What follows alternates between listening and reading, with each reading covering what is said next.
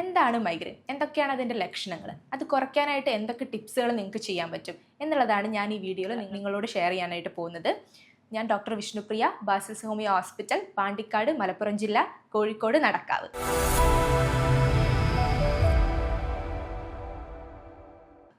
ആദ്യമായിട്ട് നമുക്ക് എന്താണ് മൈഗ്രെയിൻ എന്നുള്ളത് നോക്കാം. മൈഗ്രെയിൻ എന്ന് പറയുന്നത് ഞരമ്പ് സംബന്ധമായിട്ട് വരുന്നൊരു അസുഖമാണ്. അതായത് ഒരു മൈഗ്രെയിൻ ഉള്ള രോഗിയെ നമ്മൾ സ്കാനിങ് ഒക്കെ എടുത്തു കഴിഞ്ഞാൽ നമുക്കൊന്നും കാണാൻ പറ്റില്ല, ഒക്കെ നോർമലായിരിക്കും. ഇത് ഞരമ്പിൻ്റെ പ്രവർത്തനത്തിലുള്ള ഒരു അസുഖമാണ്. സാധാരണഗതിയിൽ പുരുഷന്മാർക്കും കുട്ടികൾക്കും സ്ത്രീകളിലും ഒക്കെ ഇത് വരുന്നുണ്ടെങ്കിലും കൂടുതലായിട്ട് നമ്മൾ സ്ത്രീകളിലാണ് ഇത് കണ്ടുവരുന്നത്. അതായത് സ്ത്രീകളിൽ പ്രത്യേകിച്ചും ആർത്തവ സമയത്തൊക്കെ, ആർത്തവം വരുന്നതിന് തൊട്ട് മുൻപായിട്ട് അല്ലെങ്കിൽ ആർത്തവ സമയങ്ങളിലൊക്കെ ഇത് കൂടുതലായിട്ട് വരുന്നത് നമുക്ക് കാണാൻ പറ്റും. പിന്നെ കോൺട്രാസെപ്റ്റീവ് പിൽസ് എടുക്കുന്ന മാസങ്ങളിൽ, അതെടുക്കുന്ന സമയത്തൊക്കെ നമുക്ക് ഈ മൈഗ്രെയിൻ തലവേദന വരുന്നതായിട്ട് കാണാൻ പറ്റും.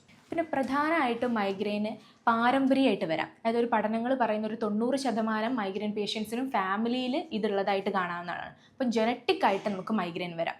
അപ്പോൾ എന്തൊക്കെയാണ് മൈഗ്രെയിൻ്റെ ലക്ഷണങ്ങൾ നമുക്ക് നോക്കാം. ആദ്യമായിട്ട് തലയുടെ ഒരു വശത്ത് അനുഭവപ്പെടുന്ന ശക്തമായിട്ടുള്ള വേദന.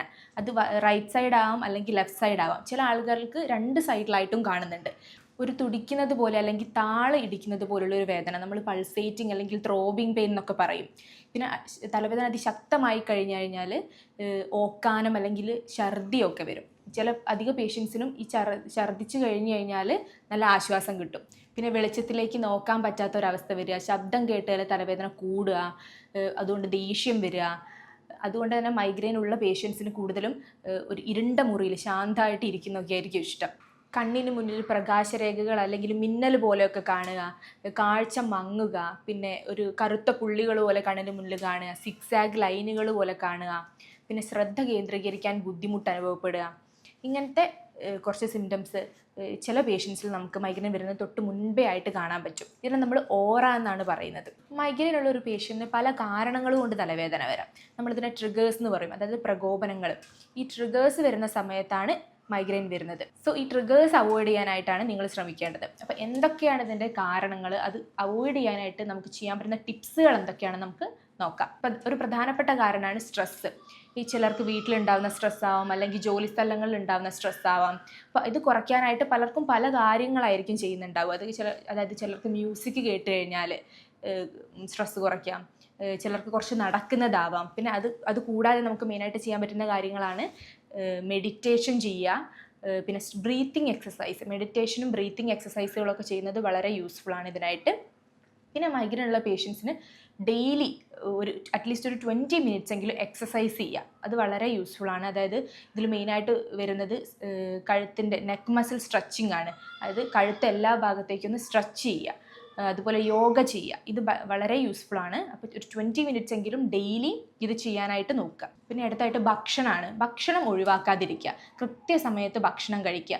അത് ഒരു ഹെൽത്തി ഡയറ്റ് തന്നെ ഫോളോ ചെയ്യുക. ഇലവർഗ്ഗങ്ങളും പച്ചക്കറികളും ഒക്കെ അടങ്ങുന്ന ഒരു ഹെൽത്തി ഡയറ്റ് ഫോളോ ചെയ്യാനായിട്ട് നോക്കുക. ധാരാളമായിട്ട് വെള്ളം കുടിക്കുക. നമ്മുടെ ശരീരത്തിന് ആവശ്യമായിട്ടുള്ള രീതിയിൽ ധാരാളമായിട്ട് വെള്ളം കുടിക്കുക.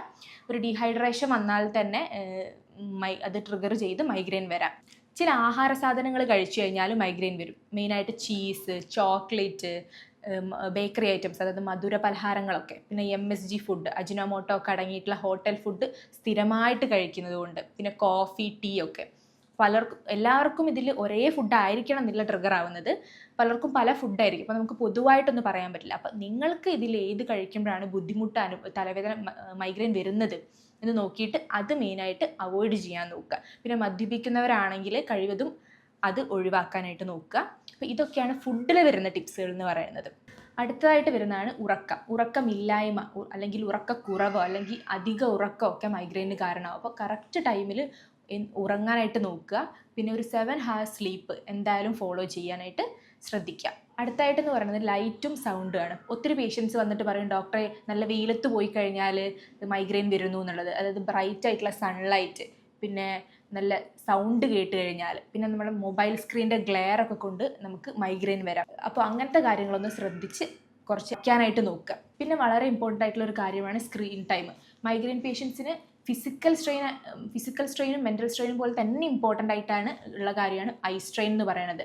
അത് കണ്ണിന് വല്ലാത്ത സ്ട്രെയിൻ വന്നു കഴിഞ്ഞാൽ മൈഗ്രെയിൻ ഇങ്ങനെ വന്നുകൊണ്ടേയിരിക്കും. പിന്നെ നമ്മൾ എന്ത് മരുന്ന് കഴിച്ചിട്ടും കാര്യമില്ല. അപ്പോൾ നമ്മൾ അതുകൊണ്ട് തന്നെ സ്ക്രീൻ ടൈം കുറച്ച് കുറയ്ക്കുക. അതായത് ഫോണ്, ഐപാഡ്, മൊബൈലാവാം, കമ്പ്യൂട്ടർ ആവാം, ഇങ്ങനത്തെ ഉപയോഗങ്ങളൊക്കെ കുറച്ച് കുറയ്ക്കുക. ഇപ്പോൾ ചില ആൾക്കാരിൽ കണ്ടിന്യൂസ് ആയിട്ട് ചിലപ്പം ഈ ജോലി ചെയ്യുന്നവരൊക്കെയാണെങ്കിൽ കണ്ടിന്യൂസ് ആയിട്ട് സ്ക്രീൻ ടൈം ആവശ്യമുള്ളവരായിരിക്കാം. അപ്പോൾ ഒരു അറ്റ്ലീസ്റ്റ് ഒരു 1 hour കൂടുമ്പോഴെങ്കിലും ഒരു ബ്രേക്ക് എടുക്കാനായിട്ട് ശ്രദ്ധിക്കുക. പിന്നെ ചെയ്യാൻ പറ്റുന്നൊരു ടിപ്പാണ് കോൾഡ് പാക്ക് യൂസ് ചെയ്യുക. നമുക്കിത് മെഡിക്കൽ സ്റ്റോർസിലൊക്കെ അവൈലബിൾ ആണ്. തലവേദന വരുന്ന സമയത്ത് കോൾഡ് പാക്ക് തലയിൽ വെച്ച് കഴിഞ്ഞാൽ നല്ല ആശ്വാസം കിട്ടും. അപ്പോൾ ഈ കാര്യങ്ങളൊക്കെ ഒന്ന് ശ്രദ്ധിച്ച് ഈ ടിപ്സൊക്കെ ഒന്ന് ഫോളോ ചെയ്താൽ തന്നെ നിങ്ങൾക്ക് മൈഗ്രെയിൻ എപ്പിസോഡ്സ് നന്നായിട്ട് കുറച്ചു കൊണ്ടുവരാൻ പറ്റും. ഹോമിയോപ്പതിയിലാണെങ്കിൽ നമുക്കിതിന് ഫലപ്രദമായിട്ടുള്ള ട്രീറ്റ്മെൻറ്റ് അവൈലബിൾ ആണ്. നമ്മൾ ഒരു ലക്ഷണം മാത്രമല്ല, നമ്മൾ ശാരീരികവും ഒരു പേഷ്യൻറ്റിൻ്റെ ശാരീരികവും മാനസികവുമായിട്ടുള്ള ലക്ഷണങ്ങൾ നോക്കിയിട്ടാണ് മരുന്ന് കൊടുക്കുന്നത്. അപ്പോൾ നിങ്ങൾക്ക് നേരിട്ട് വരാൻ ബുദ്ധിമുട്ടാണെങ്കിൽ നിങ്ങൾക്ക് ഓൺലൈനായിട്ട് കൺസൾട്ടേഷൻ എടുക്കാവുന്നതാണ്. ഇതുമായി ബന്ധപ്പെട്ട എന്തെങ്കിലും സംശയങ്ങൾ നിങ്ങൾക്ക് ഉണ്ടെങ്കിൽ അല്ലെങ്കിൽ കൺസൾട്ടേഷൻ ആവശ്യമായിട്ടുണ്ടെങ്കിൽ താഴെ കാണുന്ന നമ്പറിൽ കോൺടാക്റ്റ് ചെയ്യാവുന്നതാണ്. ഇതുപോലുള്ള മറ്റൊരു വീഡിയോ ആയിട്ട് വീണ്ടും കാണാം. നന്ദി.